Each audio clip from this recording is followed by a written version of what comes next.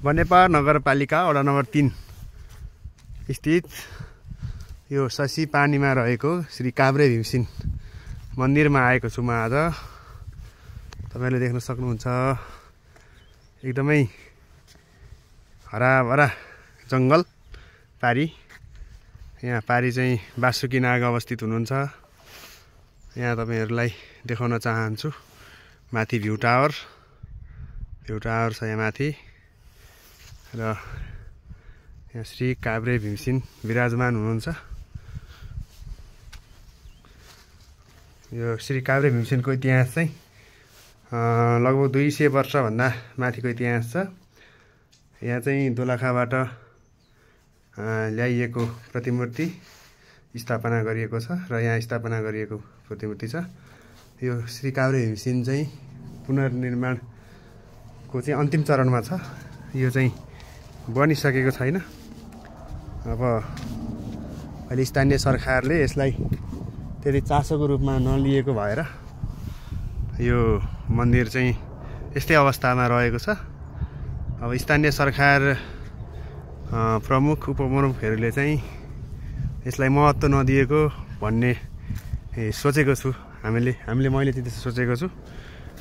यो एउटा 3 नम्बर वडा नम्बर 3 मा चाहिँ र यतापट्टि पहिलाको साबिक 4 र 5 को चाहिँ एउटा यो इतिहासै हो। यस्तो ऐतिहासिक धरोहरहरू चाहिँ केही पनि छैन यो 4 र 5 मा।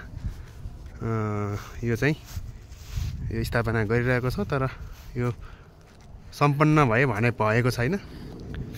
यहाँबाट देख्न सकिन्छ हामीले 5 खालको बेल्ट धुलीखेल अनि यता मण्डनदेवपुर र एकदमै रमणीय हिम श्रृङ्खलाहरू पनि देख्न सकिन्छ। यहाँबाट एकदमै हाइटमा छ, रमाइलो छ। यहाँ पिकनिकहरू गर्नको लागि ग्यादरिङहरू गर्नको लागि स्वच्छ हावा स्वच्छ पिउने पानीको लागि चाहिँ एकदमै सुटेबल ठाउँ छ यो। यहाँ काफलहरू पाइन्छ, ऐसलुहरू, त्यो अमिलो हुने भक्मिलो भन्ने चिज जडीबुटी चाहिँ यहाँ पाइन्छ। यो माथिबाट आउँदाखेरि चाहिँ नगरकोटबाट आउने बाटो भयो। नगरकोटबाट बासुकी हुँदै भैँसीगौडा हुँदै आउन सकिन्छ र यता नालाबाट आउँदाखेरि नाला काँसी भन्ज्याङ काँक्रे 3 घरे हुँदै यो बाटो प्रयोग गरेर यता आउन सकिन्छ। एकदमै रमणीय छ। यो प्रचार प्रसारको हिसाबले अलिकति प्रचार कम भएर पर्यटकहरूको अलिकति कम उपस्थिति भएको जस्तो लाग्छ मलाई। तर यो ठाउँ चाहिँ एउटा घुम्नै पर्ने आउनै पर्ने ठाउँ हो जस्तो यहाँ आएपछि मान्छेलाई महसुस हुन्छ। यहाँबाट उता देखिएको यो नाला काँसी भन्ज्याङ हो। माथि टन्चोक देख्न सक्छौँ हामी। टन्चोक भन्दा पनि हाइटमा छ हाम्रो यो श्री काभ्रे भीमसेन चाहिँ। यो टन्चोक हो। यो देखिरहेको डाँडो चाहिँ टन्चोकको थुम्का। यो तल 3 घरे देख्न सक्नुहुन्छ। पारी रबिओपी छ। त्यहाँभन्दा उता धुलीखेल देख्न सकिन्छ। यो काफल टापु हिम श्रृङ्खलाहरू चाहिँ धेरैवटा हिम श्रृङ्खलाहरू यहाँ अवलोकन गर्न सकिन्छ यो काभ्रे भीमसेनबाट।